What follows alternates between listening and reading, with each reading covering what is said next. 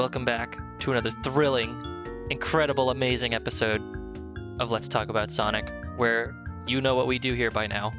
But today we're talking about the most obtuse, unknown, and unspeakable thing in the Sonic franchise, the timeline. The timeline. My name is Mitt. My name's Crep. And the timeline for Sonic is a lot to figure out, I guess. I think that there's a lot of weird elements to it that make it a lot more complex than it actually is, but a lot of different people definitely have their own different opinions on some of the more subjective elements of when certain things take place in the timeline. Right. Some of it is considerably more concrete than others. Some of the concrete stuff has been attempted to be retconned in strange ways. All of the spin-offs just happened whenever, but we're gonna figure out, we're gonna give you some ideas on when they could happen. That part is gonna be kind of on the fly, so you're gonna hear us figure that out as we figure it out. But it's I think good. I like developing opinions as I realize I have them. Yeah, but I think we also have concrete ideas of when things take place. Yeah. Do you think we should fire off the most scathing one right off the bat, just to lay out the land? Which one's the most scathing? Because we touched on the subject just a little bit in the Sonic 1, 2 CD and 2 episode. How we felt about like where CD is. Yeah, I think that's the most scathing one, which is that Sonic CD takes place before Sonic 2. Yeah, I feel like there's not really much in the way of that either. People have like a lot of ideas of why Sonic CD should be here, and it really feels like the simplest answer is to place it before anything else really happens. Yeah. Like, if it gets in the way of other plot elements happening, then put it before those happen. Yeah, exactly. And I think, like, I don't know if we said it in the last episode, I don't remember, but it's definitely the kind of game where it is so it's so self-contained that right. the further you place it in the timeline, the less sense it makes. Because like yeah, if you're just gonna have Sonic go off and do his own time travel adventure on his own with literally none of his other friends that have been established up to that point, including Tails, then that's weird. That doesn't make sense. Like, why would Tails not be there by that point?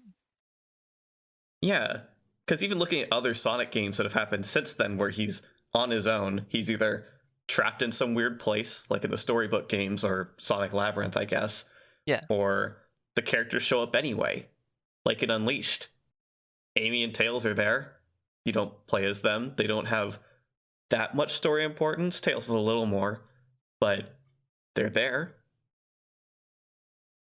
Yeah, it just makes more sense to not to section Sonic CD off, but to give it its own space without it having to be part of the major continuity.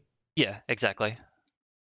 Like, and Sonic CD does establish a lot of really important things in the franchise that, carry through the later games, but I guess it's not the only game that establishes the things that it establishes, to put it one way, which is probably why some of it gets a little confusing. Notably, Metal Sonic. Every single classic Genesis Sonic game except Sonic 1 has some kind of Metal Sonic in it. And Metal Sonic and Sonic CD is the one that stuck around for the longest. He is the most advanced one. But like, I feel like you could make the argument that even despite that, it still makes sense for him to be the first one that's made. And we definitely touched upon that in the last episode when I think I had mentioned that he's basically just he's as sturdy as a badnik. He runs into a wall and explodes, and that's all you hear of him for a while. So like, to reiterate the thought process that I had from the last episode, the idea there is that like, Eggman wants to make a Sonic robot. Like, it's a good idea, right? You want to make a robot that can beat Sonic at his own game. Cool, this is a smart idea. So he makes Metal Sonic. I'm going to make a robot that's as fast as Sonic, and we're going to focus on speed, and that's it right now. And it fails. So you're Robotnik. This just failed. What do you do? Where is your head going to be at? You're going to think, oh, well, if raw speed didn't work, then maybe I need more power. Like, maybe I need to have a sturdier robot. and that's where Sonic 2 comes in, and that failed too. So by that point, raw speed and raw power don't really work individually, and then you get Mecha Sonic from Sonic 3, and that's kind of a hybrid, and that doesn't work either. So I guess by that point, you could assume that it would make sense for Eggman to eventually go back to the original Metal Sonic because it was the most advanced model. It just needed, refining. Another point in this kind of Metal Sonic timeline's favor is that, yeah, the original Metal Sonic ran to a wall and fell apart. Yeah. Fell apart. So, of course, the next one after is going to be just sturdier, period, because he's more concerned with that suddenly. Yeah, exactly. And like, you kind of have no victories here if you just kind of have it take place last and say, oh yeah, Metal Sonic is the culmination of everything that Eggman has done with the other Robot Sonics, because then depending on where you place Knuckles Chaotix, he just comes back right away. He just immediately comes back, and that feels weird. I don't think Eggman is the kind of guy that would do that. Not really. I mean, if anything, most of the major story-based games have shown that he's really likely to drop something if it doesn't work. Yeah. Just forget about it for long periods. Yeah, exactly. And I think we also touched upon that in regards to like the Chaos Emeralds. It definitely makes a lot of sense for him to jump around to different things as he discovers them. Like he gets the 6 Chaos Emeralds and they don't work, and he's like, well, these are useless. I'm not going to use them. And then he finds the time stones, and those literally allow him to travel through time. And he's like, oh my god, this is different now. And that doesn't really work either for one reason or another, depending on which ending to Sonic CD you subscribe to, I guess. Yeah. And then he finds out that there's a 7th Chaos Emerald, and he goes, oh, that's why it didn't work. That was my mistake. Yeah, so now he has all 7, and those still didn't work. And now he learns that there's a big one, and that this red guy who doesn't know anything has it. And he's like, oh, well, I could just go get that. And he does, and it doesn't work. And the big one is, well, yeah, it doesn't work. And the big one is keeping this floating landmass in the sky. Yeah, so it's got to be powerful. Got to be pretty strong. It's got to be worth something. So I think there's definitely a few thousand rings off this. Yeah, maybe someone else might want it when I'm done. But you could definitely see the through line there. I think it definitely makes sense. Put it up on Eggs list. Eggs list.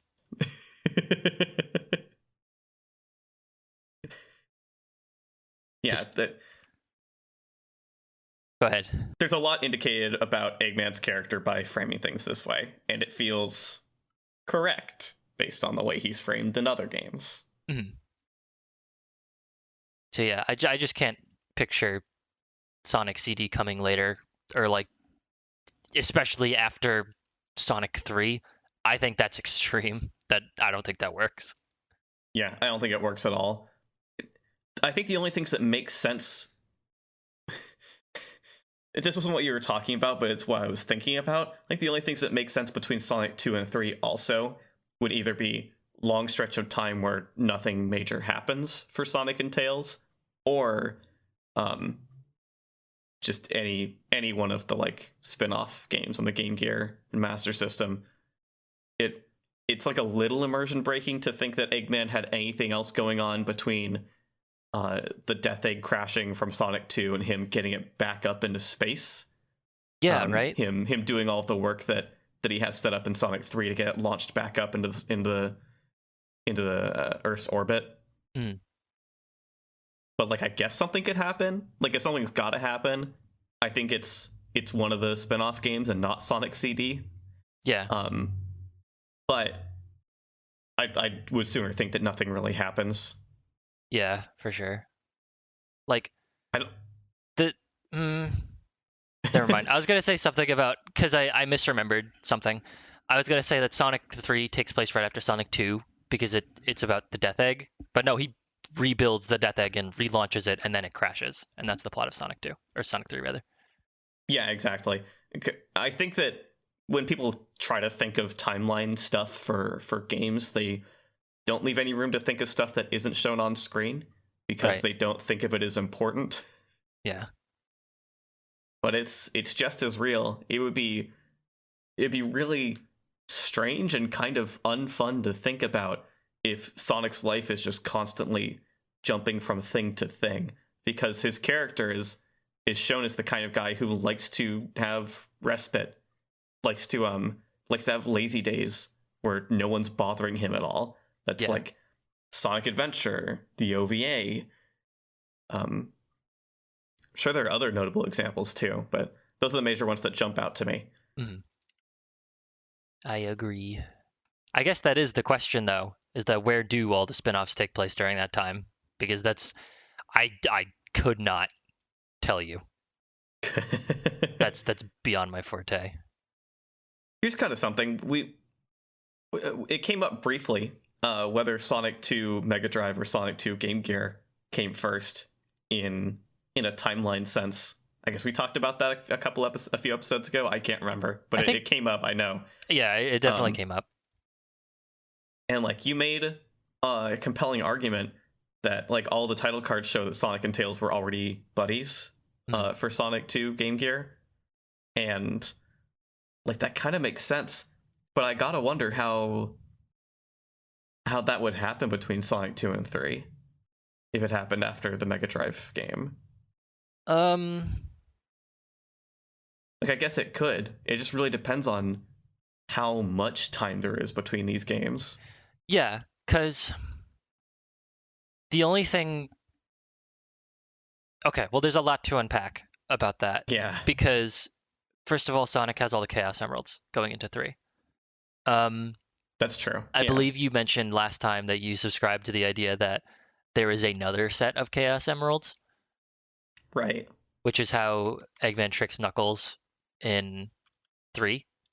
I should add on to that really quick before you go ahead. I bet for sure that theory was popularized because of the comics, not because they did that, but because the Archie comics were all about there being different sets of emeralds for different dimensions or worlds or just kind of places.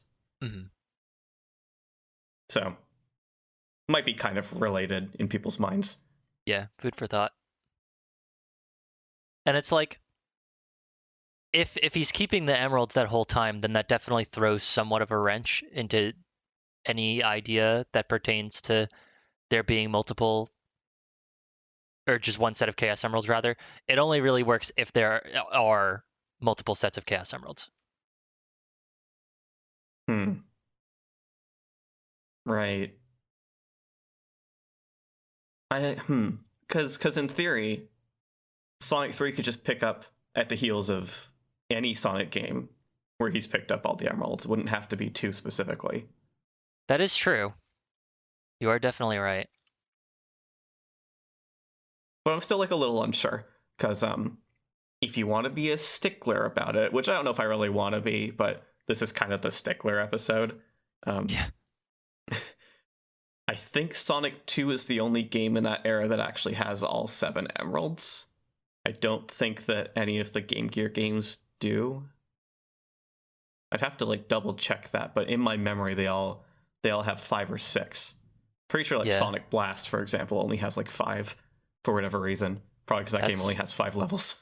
That's funny. Yeah. They show them in the intro. It's something the Game Gear games get kind of like hyper focused on. I think it's definitely Sonic Triple Trouble and Sonic Blast have them in their intros. Sonic Chaos might. I'd have to check. Again, a lot of things maybe I could have researched going into this, but it's more fun for all of us to be on the same page of knowing whatever we happen to know. Yeah, I think that's definitely the important thing, because we can't really trust Sega's word. Which brings us to the weirdest retcon, I think, because there's been a lot of retcons, but this one I think is you can't this one defend sucks. it. It doesn't make sense, and that is that in Sonic 3 and Knuckles' campaign takes place at the same time as Sonic's. It doesn't. That's not it. That literally doesn't make any sense whatsoever. But that's what Sonic 4 tried to present in a retcon when it was first releasing. I think it was like on its website. There was like some lore information about leading Yeah, into Sonic 4, and it was like, yeah, so Sonic 3 and Sonic 3 and Knuckles and Sonic's campaign, they took place at the same time, and right. that leads us here, and that doesn't make any sense. Makes no sense. Now, for anyone who doesn't have the details in front of them, they might not know immediately why, unless they've actually played Sonic 3 and Knuckles as Sonic and Knuckles separately or seen someone play it. There's a lot of little details. The most obvious one being that instead of Eggman being there the whole time, it's an Egg Robo, the robots that show up in Sky Sanctuary Zone. And there's a little lead into that, in that every single ending for Sonic 3 and Knuckles has like a different like end screen after the credits, after the thank you for playing, that shows something happening. And it might be the good ending for Sonic or Tails, I can't remember, that shows a single Egg Robo rising from a pile of Egg Robos, and just hovering there as like a setup for, oh, something else is happening now. Is that actually in the base game? I believe so. That's wild because I recently played Sonic 3 Air, and I am not usually one who plays Knuckles' campaign at all. I usually just do Sonic's, and I do not remember seeing that. Huh. Well, like it was there, but I do not remember seeing it in base, is what I mean. I'm pretty sure it's in base. If it's in Sonic 3 Air, then I'm pretty sure it's in base, because the only other thing I was thinking of is that it might have been added to Sonic 3 Complete, and I know for sure that Sonic 3 Air doesn't ape any features from Sonic 3 Complete. So, Yeah, for better and worse. Yeah, for better and worse. If it's in both those offshoots of the Sonic 3 experience, then I'm pretty sure it's in base game. Yeah. Okay. I know for Makes a fact sense. there's another end screen that's definitely in Sonic 3 and Knuckles that also foreshadows the final boss of Knuckles' campaign. Mm. So it's like both of them get foreshadowed. Interesting.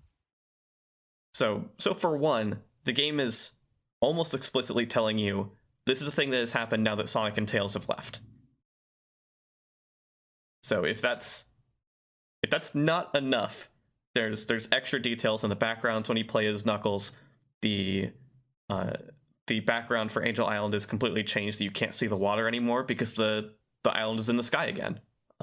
Sonic and Tails got the Master Emerald back and put it back in its rightful place, and the island went back up into the sky. So there's stuff like that. I think a similar thing. I think they do a similar thing in Launch Base. No, I can't remember. They might do a similar thing in Launch Base. There's less water in general in Knuckles' campaign. Wonder why. It's a mystery, according to Sonic 4. According to Sonic 4. No, these things can happen concurrently. It makes perfect sense. Yeah. Yeah, Sega is absolutely no authority on their own canon. Like, that's a weird thing to say with any other franchise, but if you say that, then like I don't really know what to tell you. It's a weird problem because this is kind of jumping ahead, but a lot of people have contentious feelings about Iizuka's repeated statements that Sonic's world is two worlds, one where there's humans, one where there's not, and that they both exist, and different games will take place in different worlds. As like an explanation for why some games have people in them, some don't. Some of them are heavily urbanized, some of them are not, etc., etc. A lot of people don't like that. Some people are fine with it. And a lot of people who don't like it will sooner subscribe to their own ideas of what the reality is of Sonic's world. Yeah. And I think it's kind of funny that then a lot of people who this is coming from someone who reads Sonic Retro. I bring this up all the time. I shouldn't be on that site. It's not good for my health. But on the Sonic Retro message boards, there was this long thread about continuity and timelines I will not get into it. It's way too long. It's also not fun. But there are people in there who are frustrated with the two worlds theory who will turn around and then say Sonic CD happens after Sonic 3 because Sonic 4 said so. And I don't understand them. Can we safely say that Sonic 4 has been retconned out of canon? Like, probably. Or just that it didn't happen? Because the story never got finished. They clearly didn't care enough. There's only really two options. One is that it doesn't exist in canon anymore. The other one is that it's only in the quote-unquote modern timeline using the split timeline theory. Which is surreal. Yeah. It's like, it's the break-off point, right? Where when little Sonic, little teeny young boy Sonic, who's the same age as modern Sonic, goes back from generations to his own time, Sonic 4 happens for the Sonic who didn't get pulled out of his timeline at all, and then doesn't happen for the one who did. Mania happens, or whatever. That's surreal. Yeah. Like, it kind of works, but it's also stupid. Yeah. Sonic 4 just brings a ton of issues, period. Yeah. And the only reason... Oh, go ahead. One thing that it does present, if you wanted to keep talking about this topic, we should probably keep going. Okay, wait. Do you want to know what I was going to say? Are you staying on the topic? Because the thing I'm saying is going to derail. I was going to stay on the topic just a little bit. I don't know for how long, but like... I was going to say that the reason Sonic CD is brought back into the fold by Sonic 4 is because of Episode 2, where they explicitly have this whole scene for Episode Metal, which gets brought in for Episode 2, where Eggman goes back to Stardust Speedway in Sonic CD, picks up the remains of Metal Sonic, powers him back on, and he's like, go do what you have to do. And then Metal Sonic runs through all the zones of Episode 1 in reverse order. Fun fact about that is when Eggman goes and picks up Metal Sonic, Stardust Speedway's in the bad future. Yeah, that too. I forgot about that bit for a second. Yeah, like disregarding the fact that bad future Stardust Speedway is in Generations, which could be explained any which way because it's a time travel game. Mm-hmm. That one is definitely the big one. Now, looking at the gameplay of Sonic CD and the ways that you can get to the good ending, you could still get the good ending of Sonic CD while seeing Stardust Speedway Bad Future. But if you got the good ending, then in theory there shouldn't be a bad future anymore, period, even when someone goes back to Little Planet, right?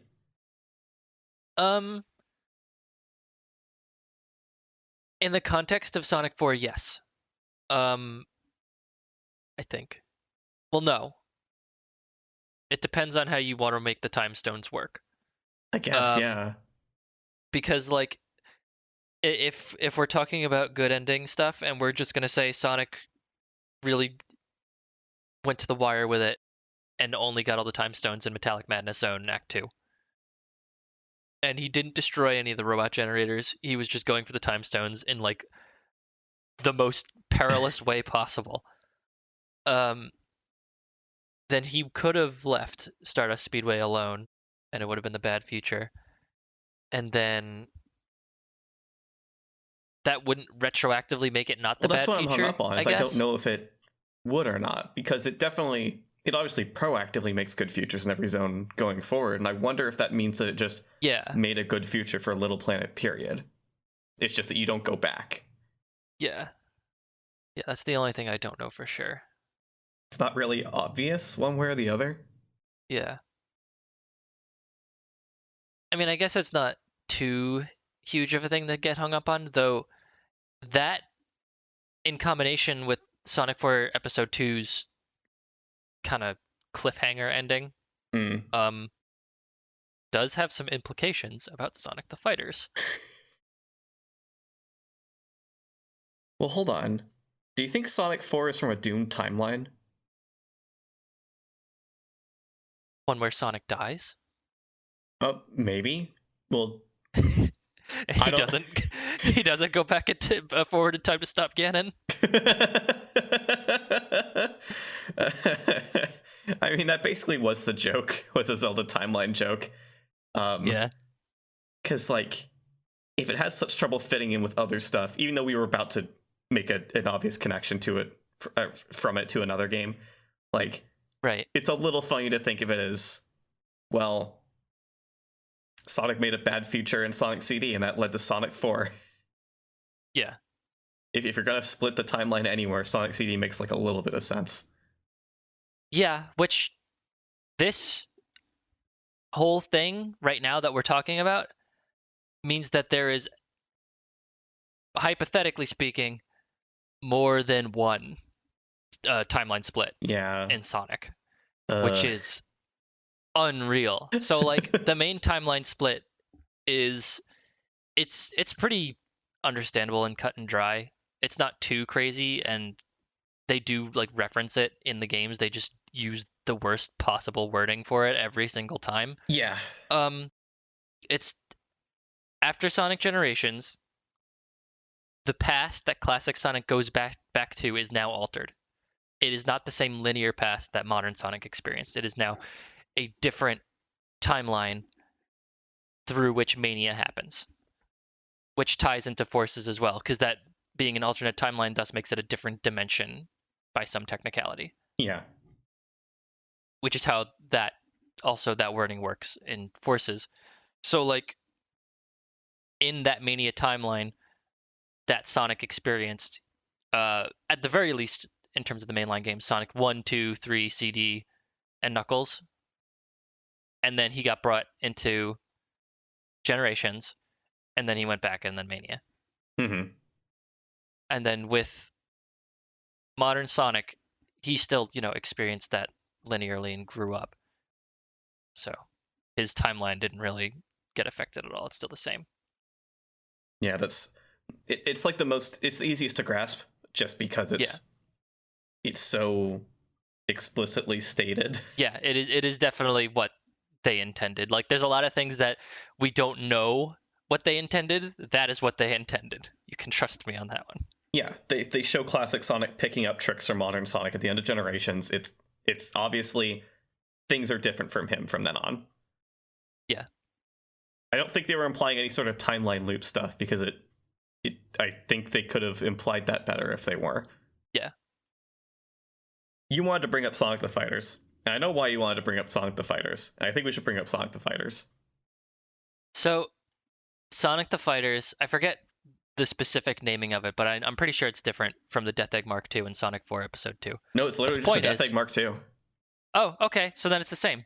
Yeah. So then we can make that justification. So Sonic 4 Episode 2 and Sonic the Fighters both have a Death Egg Mark II. And at the end of Sonic 4 Episode 2, because the plot thread never gets resolved, you just kind of leave. Little Planet is stuck in Death Egg Mark II. So actually, that makes the ending of Sonic. I know. I was Sonic just thinking about really that. gruesome. Anyway, the whole plot of Sonic the Fighters is that all the heroes fight over who should go up and blow up the Death Egg Mark II. And the weird thing that Sonic the Fighters introduces is an 8th Chaos Emerald, which doesn't really show up again, but it could just be fake. Like, yeah, we talked about it. It's not really of any importance, I don't think. It only really serves the purpose that all the other emeralds serve, which is to power the rocket for some reason. Yeah. So like the 8th Chaos Emerald is whatever, but the point being, yeah, that's probably the same Death Egg Mark II. So that means that Sonic 4's plot thread does get resolved, kind of. It also means Little Planet explodes. Super messed up. I did not think about that implication even once before we started talking about it, but I realized it immediately today. Yeah, I mean, it doesn't show up again, right? I guess. Yeah, true. Yeah. It shows up again in Sonic Mania, but that's irrelevant. Yeah. Oh, yeah, it's completely irrelevant in Sonic Mania because it's not even the real Little Planet. I guess that's true.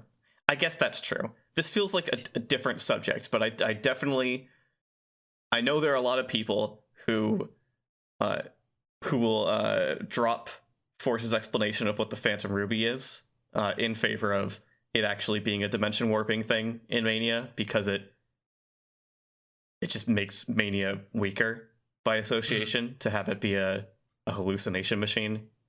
Yeah, it's kind of incredible that we spent all that time between Forces and Mania saying, oh yeah, there's nothing Forces could do that could make Mania bad. Yeah, right? And then it did the Wow. one thing that it could do, which was invalidate the entire plot. Which makes like classic Sonic showing up again, whole different subject. Makes classic Sonic showing up in Forces and then leaving and then coming back for Encore mode in Mania or Mania Adventures. Either way, Yeah. Mania Adventures makes more sense. Even weirder. Presumably, the events of Mania Adventures are real and happened. Well, the weird thing about that is at the start of Mania Adventures, when Sonic teleports in, he's still in the same pose as he is in Forces. So that's the implication, is that that's what happens. Yeah, But that it was like, a real thing that he went through. yeah, but like in terms of Sonic Mania itself, um, if you ignore Mania Adventures wholesale, you could also then by proxy ignore Forces, because then Sonic just comes out of the thing and then he goes right into Encore mode. True. Yeah, that's kind of funny. Kind of also not. Yeah. Anyway, I almost just said Little Big Planet because of course I did. Or of course I was about to. Little Planet shows up in Mania, but that's not really relevant. Yeah, I guess it could have just blown up in Sonic the Fighters. I would be surprised if Sonic would just let that happen, but I guess it could have happened. I mean, maybe it could have teleported away partway through the self-destruct sequence. Mm-hmm. It is a weird body of something. Yeah, there's a million and one explanations you can come up with because nothing is explicit. If you want the morbid ending where Little Planet blows up, I guess you could just say someone other than Sonic or Tails went up there. Yeah, because there's also the fact that doesn't the Death Egg Mark II in Sonic the Fighters have like a bunch of little things sticking out of it that could also be other trapped planets? Oh yeah, it does look a little more like a space station with other bits chained to it, doesn't it? Yeah, Really and that weird. would make sense because he did try that again in Colors. Yeah, it's true. This is a whole can of worms I didn't expect it to be.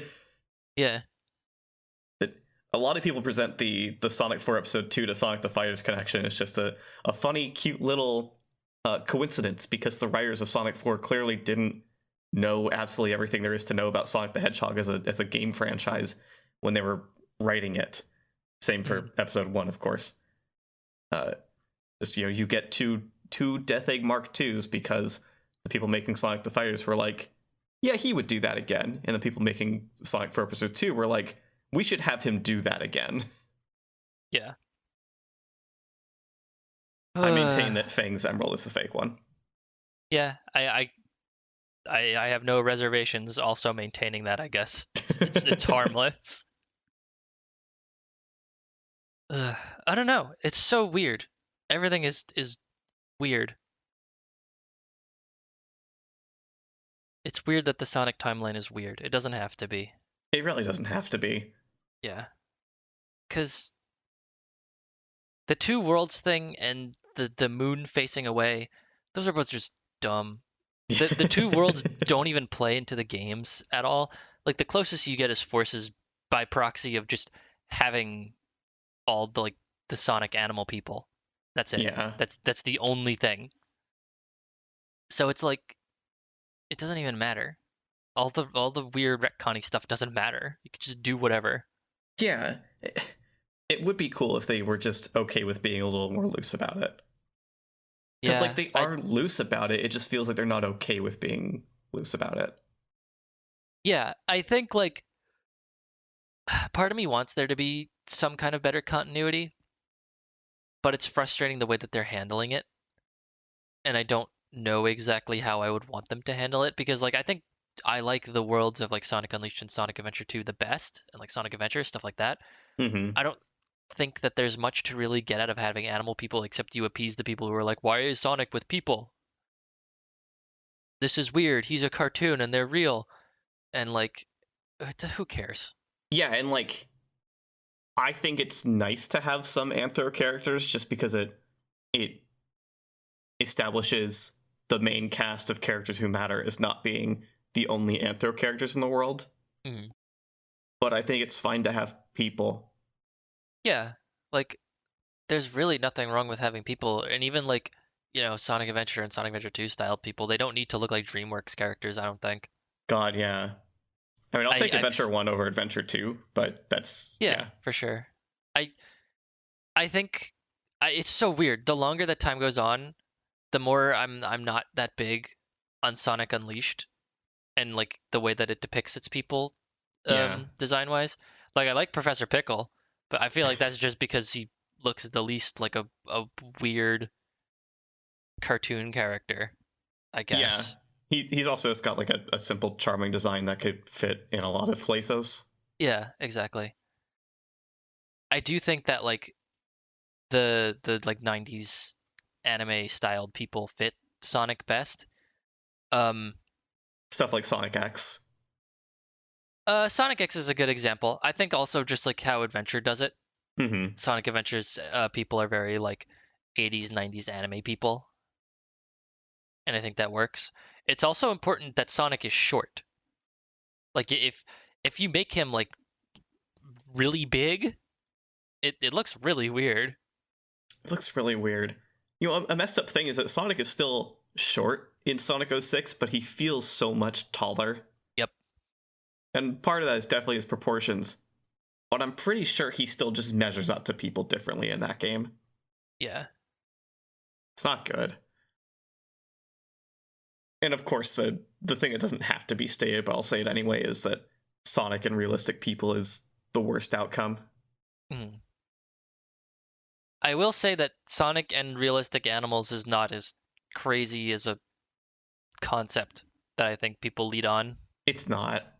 It's it's definitely very normal. Like even if you really want to like go at it from like an evolution standpoint. Yeah.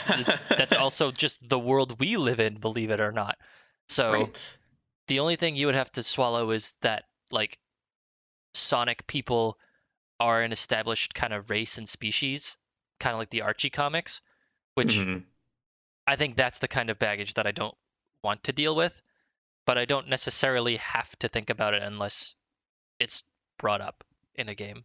Yeah, exactly. Like it's definitely there because I don't think a world like Sonic's could exist without people being inquisitive.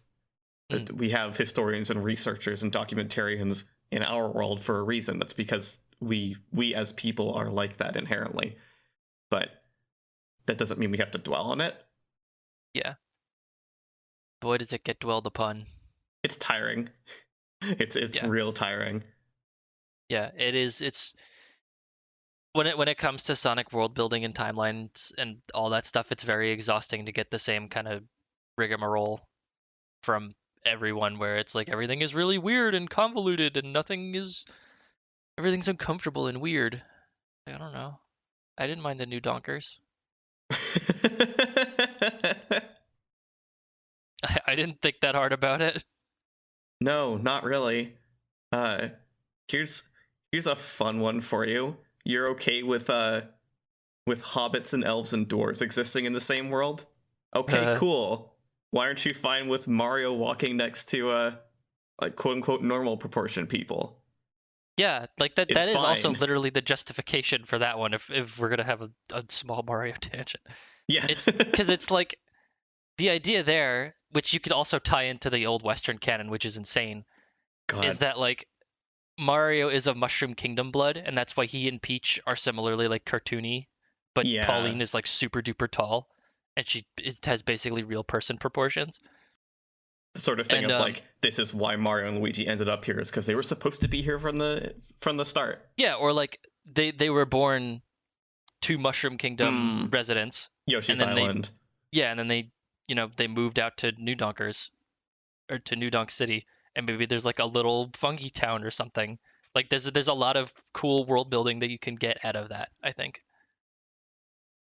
And once again, in our small Mario tangents, we come to the same conclusion that the people making these games just refuse to acknowledge some of the most fun things they could ever do with them. Yeah. Part of the reason that people think the Sonic timeline is more complex than it actually is or needs to be is because they keep trying to make very pinpoint positions for all of the side games. Mm-hmm. And like, I get it. I get that kind of mindset of wanting to do it. Like, there's fun to be gleaned there, but it also does just muck things up. Yeah. At the end of the day, if something like that wasn't made with the idea of figuring out where it happens in relation to other things, like it wasn't on the devs' minds at all, because why would it matter? It's going to mess with things trying to do that down the road. Yeah. Like, honestly, more power to anyone who is capable of having like a full Sonic timeline that encapsulates every game, including the spin-offs. If you could do that, you are on some really crazy other level of thought that I cannot attest to. But I think, like, I guess speaking more broadly, it is kind of important to try and come to an agreement on, the broad strokes of the timeline and like what is important and when it took place. Yeah. And the frustrating thing is that Sega will probably never help us in that regard. And so far, historically, they have only served to make things worse. I want to talk about the spin-off games just a little more so we can kind of get out our full feelings on some of the more notable ones, I guess. But something I forgot to mention that's important to me is that I think Sonic the Fighters also exists in the quote-unquote Mania timeline, just because there's reference to Beanbark and Fang as wanted criminals in Mirage Saloon. That's true.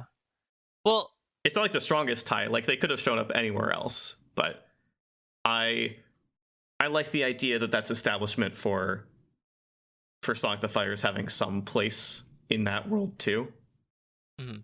Because it could exist entirely without Sonic 4, especially as like we established the connection between the games is pretty superfluous anyway. It's just a different Death Egg Mark II, maybe one that doesn't have Little Planet in it. Yeah, like you said, like Beanbark and Fang can just exist somewhere. Actually, well, Fang exists. Like his continued existence isn't that weird because he's in a bunch of spin-off games, but Bean and Bark are definitely some of the weirder ones. I mean, yeah, Sonic the Fighters was their first game, period, and then they went on to appear in a soccer game, and I think they were both in Fighters Megamix, right? Yeah, they were. Yeah, so it was like the only two notable appearances they had after that outside of the comics. So that, I guess that's kind of part of it, is that like Sonic the Fighters is the establishing game for those two. It doesn't have to be. They could just exist, like you mentioned, but I don't know, it's semi-justifiable. Yeah, exactly. Fang's actually a really good lead-in. That's kind of funny. We stumbled into this segue. Yeah. Triple Trouble is the only Game Gear Master System. Well, actually, it's only a Game Gear game, but the only one of those games in the series that matters that much because it actually establishes a new character who shows up afterward. Good old Fang the Sniper, Knack the Weasel. He's an interesting little guy. They really tried to make him into a thing, and he got snubbed so hard. He got snubbed real hard. Honestly, probably by Rouge the Bat, if we're being honest. I guess you're right. It's not like they're the same. They're really not, but they serve like somewhat of a similar niche. And by the point that Rouge was starting to be an established character, I think like there was a little too much overlap for them to have cared much. The devs, I mean, because they were they were still bringing characters back. They brought back SBO, Vector, and Charmy for Heroes Onward, and that was kind of the last time they looked back for a long time. I just think they didn't think that bringing Fang back would have added too much after that point. Right, yeah. But they really, you're right, they did try to make him a thing in his time. He was in Triple Trouble. He showed up in Sonic Drift 2 and then Sonic the Fighters. I feel like there's something else too, but kind of the most notable stuff. Yeah. And like, good luck figuring out where those take place. Except I guess after 3. That was easy. I was about to say, it has to be after 3 because it has Knuckles in it, and we know that Sonic 3 is the first time Sonic and Knuckles meet. Yeah, exactly. That was easy. We did it. And I guess it has to take place after Sonic and Knuckles also? Yeah, yes. I think it should be, we should note that like when we say Sonic 3, Sonic and Knuckles is also attached to that. They are connected. Yeah. I wanted to make sure. Yeah. I don't think there's any way to really have anything happen between. It's when you put the two games together, they make it pretty clear Sonic goes right from Launch Base to Mushroom Hill. Yeah, exactly. It would be funny if he had enough time to do anything after that. Yeah. He ran to the store and got some soda. He was thirsty. Yeah. I mean, not that I was going to like really quench his thirst. He just wanted something that tasted nice. Yeah. It's been a long day. It's been a real long day. Tangential to that, Sonic 3 and Knuckles takes place over multiple days. Just letting you know. I guess that is true, yeah. You know, I had to like think about it for a second, but you're right. I'm not sure how many offhand, but the sky darkens at the end of Marble Garden. Carnival Night is night, then it's daytime again for Ice Cap. Yeah. I'll just ask this outright. Do you think any of the other like Game Gear Master System Sonic games matter timeline-wise? I want to say no, just because I can't think of anything. Yeah. I the would closest say I can go ahead. I would say that you could. Can you? I want to say that you can replace Sonic 1 Genesis with Sonic 1 Master System, because I think Sonic 1 Master System has the tighter themes that kind of got left on the cutting room floor. Yeah. And it feels a lot more like a cohesive adventure, especially when you see the world map every time. Oh, so true. Even though the differences are very, very subtle, I think it makes for a better narrative. Yeah, I can agree with that. I like that angle a lot, actually. Those two games definitely have the most overlap, which, to be fair, they're the first games in the series, and I don't think the devs on either side were intending to make different games. They just kind of ended up making different games. Yeah, definitely. Because, just how Sonic 1 Genesis development went, we definitely know for sure that they were supposed to basically be the same game. Mm-hmm. I can agree with that. I think the closest you can get to any of the other spin-off titles for those systems mattering would be like Sonic 2 for further establishing Sonic and Tails' relationship. Mm-hmm. I don't know where in the story Eggman goes out of his way to kidnap Tails, and then Sonic spends a day or two running after him to get him back. Yeah. But it could happen somewhere, I suppose. Yeah, I don't know when it would take place either. I guess it would have to be very self-contained. Yeah, it really feels very self-contained. Mm-hmm. It would either be the inciting incident for Sonic and Tails' relationship, the idea that it wasn't just Sonic running past Tails and Tails getting really inspired and wanting to know more about him and trying to keep up, that sort of thing, and Right. more of a Sonic CD for Amy situation where Tails literally got rescued by Sonic and then devoted his life to following him forever. Like, that could be it, but it could also just be its own little thing separate from anything else. Mhm. Kind of the only ways I can think about it. Yeah. I wish that there was like a Sonic 3 Game Gear that could make this conversation also more interesting. I guess that's Yeah, Triple Trouble, but like it kind it's of is. yeah. This is a weird way of thinking about it, and it doesn't really work. But in some respect, Sonic Chaos is Sonic 3 and Sonic Triple Trouble is Sonic and Knuckles. Like it's not. They're not. But if you wanted to equate these games in any way, that it like there's a little bit of through line. Yeah, I guess you're right. Sonic Chaos was technically the first game to actually have playable Tails with flight. Yeah, that's true also. Well, there you go. Yeah, you're right. It is Sonic 3. Yeah. I guess like the important thing is that the original trilogy it basically took place one after another, or not the original trilogy, the original quadrilogy, because Sonic CD's in there. Yeah. Is that they all basically took place one after another. Um, there's not really that much time in between them that you could really put things, except Yeah. after Sonic 1, because there was not really a through line between Sonic 1 and Sonic 2. Besides, there isn't one. There just isn't one. See, Sonic CD had the smarts to not be numbered. Yeah. Because then you can put it before all of the numbered ones, and it makes sense. That's true. Yeah. The other important thing is that somewhere in there, Sonic and friends were like, "We're going to drive cars for a bit," and they did. They did. Sonic's a good sport. Where's Sonic R? Um, the Chaos Emeralds are in it. The Chaos Emeralds are in it. Amy's there. Egg Robo is there. So It happened right before Adventure. yeah, I can get behind that.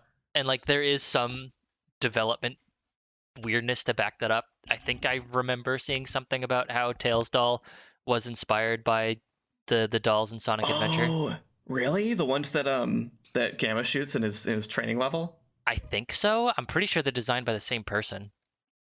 Huh. I'd love to look into that later off mic. That sounds really interesting. Yeah. I'm worried that I'm spreading misinformation because recently there's been a rise of stupid Twitters that just make fake tweets, Yeah. fake game facts, and people eat it up. We'll put a huge disclaimer on this. Yeah, I'm just trying to remember where I read it, but I don't think it was that. So I looked into it off mic.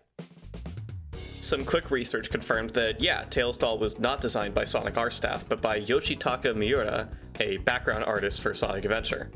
In an interview with the 2013 Summer of Sonic, Sonic CD and Chaotix character designer Kazuki Hoshino confirmed that Tails doll was originally conceived for Gamma's opening level in Sonic Adventure, where he appears next to Sonic dolls and Knuckles dolls as targets for Gamma to shoot.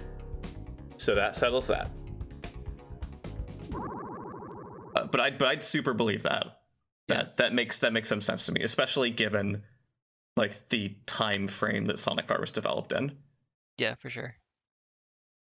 The other kind of fun thing there is that like Sonic R could, if we're taking it seriously, Sonic R could represent some kind of retirement for all of Eggman's recurring robots that don't show up in Adventure. Yeah. There goes Egg Robo. There goes Metal Sonic. Metal Knuckles and Tails doll exist, and then they don't. Metal Knuckles works. comes back eventually. I wish Takes them a while. Yeah. It comes back conceptually. I've always wished that the advanced one looked like the Sonic R one. I always liked the Sonic R design. Yeah, I like the Sonic R design, but something about it feels very like not Sonic-y, just because it feels so derivative by design. Interesting. I haven't felt that way. It's I think by proxy of being styled after Metal Sonic, but being nowhere near as sleek and well designed as Metal Sonic. Because like Metal Sonic in that era is like peak character design. I don't think you get much better than him, and I genuinely don't know how they did it. Yeah. And I think then by comparison, Metal Knuckles feels a little bit more like I guess like a construction robot. Like he's chunkier in very specific ways that make him feel like he's like a Lego, you know?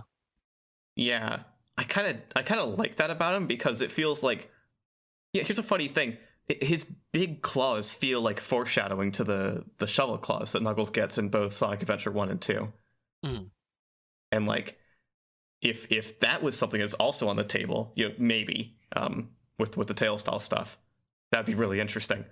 But even if it's not, I feel like that's the most important part of Metal Knuckles design. And if they've really thought about the design from an angle of what's the utility of this robot, maybe they could have gotten somewhere that didn't feel quite as derivative on Metal Sonic's design. Yeah.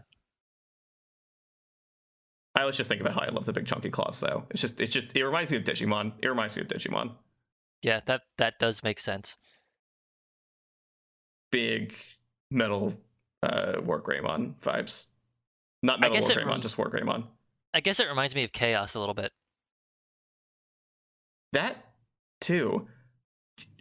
I don't know what's happening here. I really want to look into this later and see if there was any like developer interviews that spoke to people working on Sonic R having some insight on the development of Sonic Adventure. Could you imagine? Yeah. Like specifically that Chaos and Metal Knuckles shared like development origins. So this one took a little extra snooping, but in a tweet from just earlier this year in March, Kazuki Hoshino mentioned incidentally in response to some fan art of the Sonic R bots that Yuji Uekawa was responsible for designing Metal Knuckles. You want to know what other character Yuji Uekawa was also credited as designing? Chaos in Sonic Adventure 1. That just about explains everything. So that's Sonic R. Yeah, that's Sonic R. I've been talking a lot. Is there anything you want to bring up? Because I have something I could kind of jump to, but I just want to check. Not really. I can't think of anything else really. I think we've touched upon everything I would want to talk about. That's the big stuff, yeah. The thing I wanted to mention that some people get hung up on is the way that Sonic CD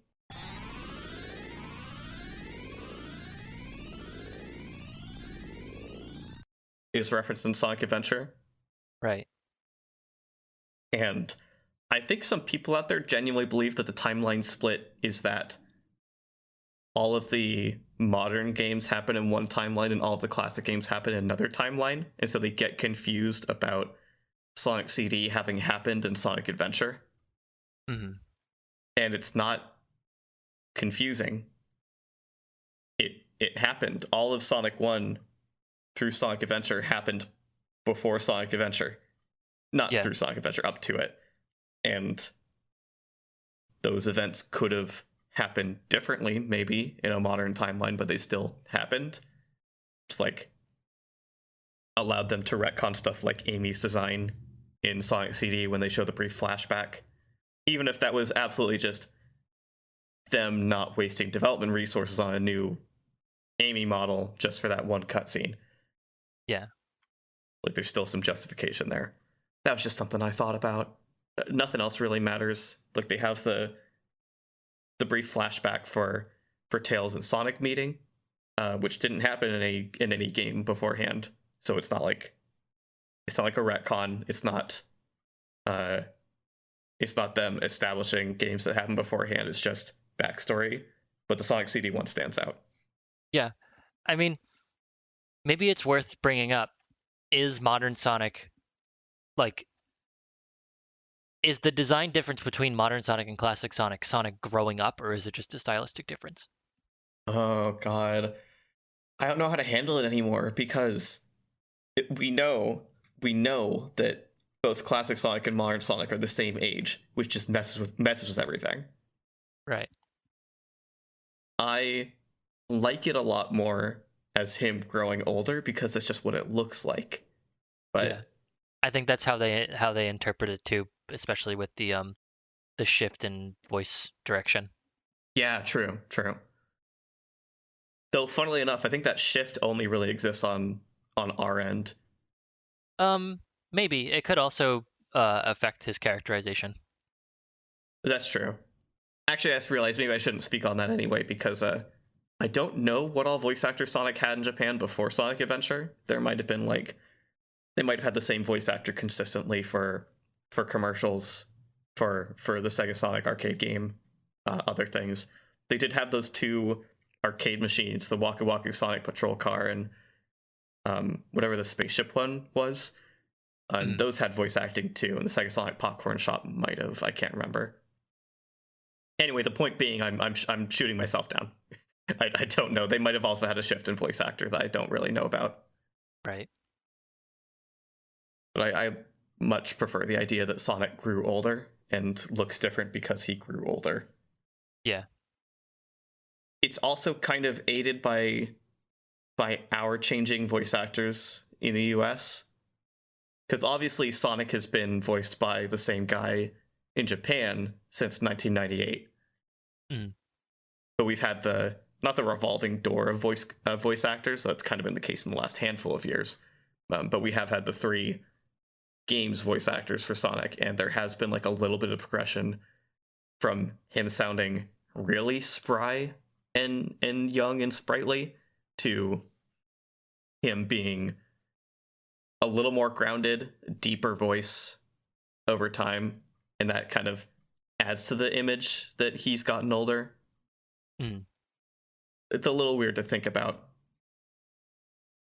because it's so cultural, specifically. Yeah. Ugh.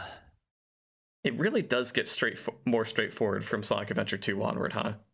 Yeah, there's really nothing to talk about in the modern timeline. It's all just cut and dry. Yeah, the games are more connected. Something that's kind of fun, but I don't know if we have much to talk about on it because I think our answer is going to be cut and dry, but the Riders games. Yeah, that's true. I think some people have tried to justify them happening concurrently with any other games, and I don't know how. I really don't know how. It only makes sense to either make them their own separate timeline period or just put them way far in the future. They can happen after anything. I do think that well, for one, the character designs help that tremendously because they do look older by virtue of being way taller. They have much more, I guess, matured body types. But that kind of goes away in Freeriders, which just uses the canon designs, which looks kind of dumb. It's a problem with everything in that era being way more homogenized. Yep. Good old parallels between Sonic and Mario again. But it's kind of least of Freeriders' problems. Yeah, that's true. God. But the Riders games are definitely in their own camp. Yeah, I definitely think that if like you said, if they aren't in the future, they are just not relevant to the main canon at all. Which is weird. I think that's also why it's weird that the Babylon Rogues just show up sometimes. And like not in the games, but like mostly in the comics. In the comics, yeah. Are, current. Like it's the main canon timeline thing. So I don't understand how that works. That's really weird.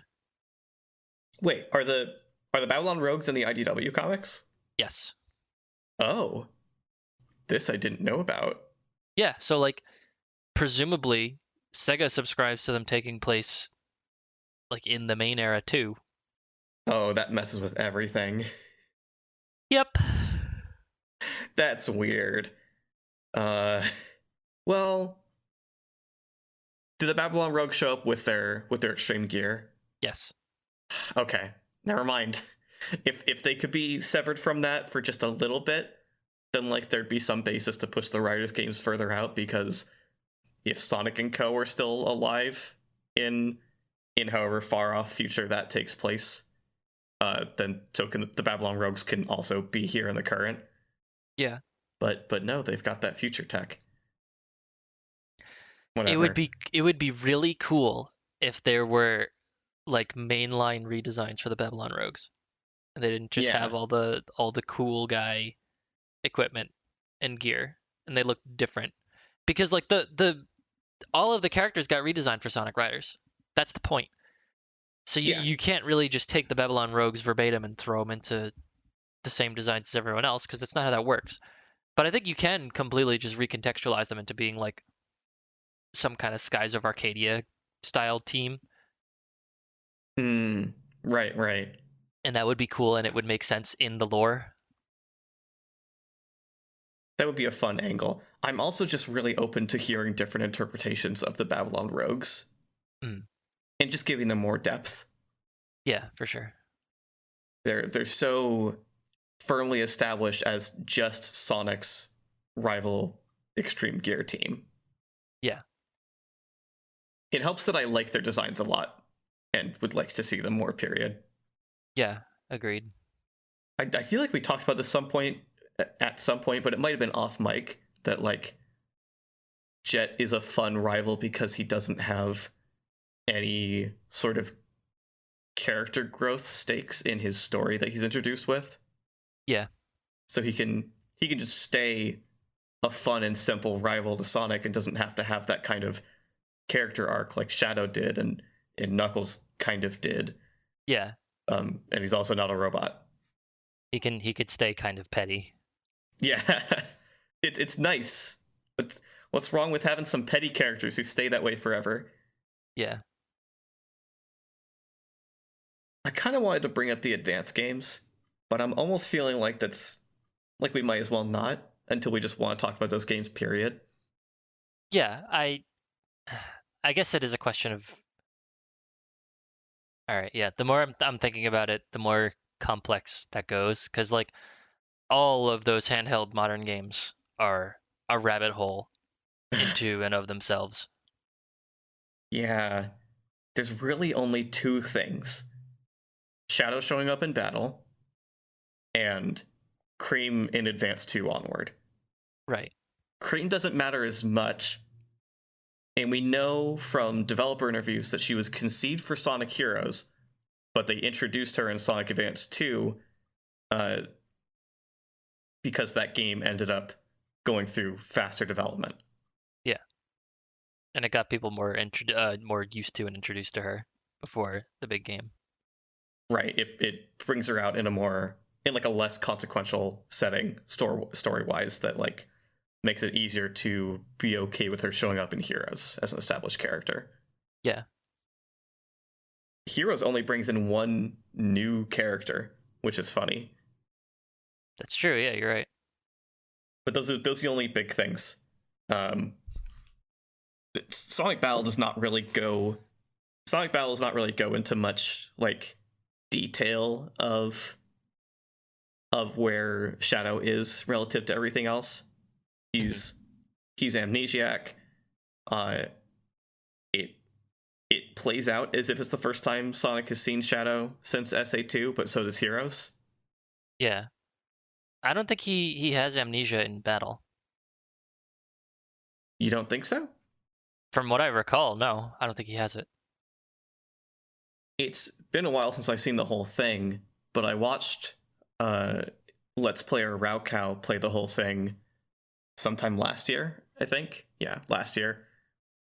And it was midway through Rouge's story, I believe, or Emerald's, one or the other, where there's a stop in Club Rouge to check in on Shadow, who has like a brief brooding conversation with Rouge about like lack of purpose, I think.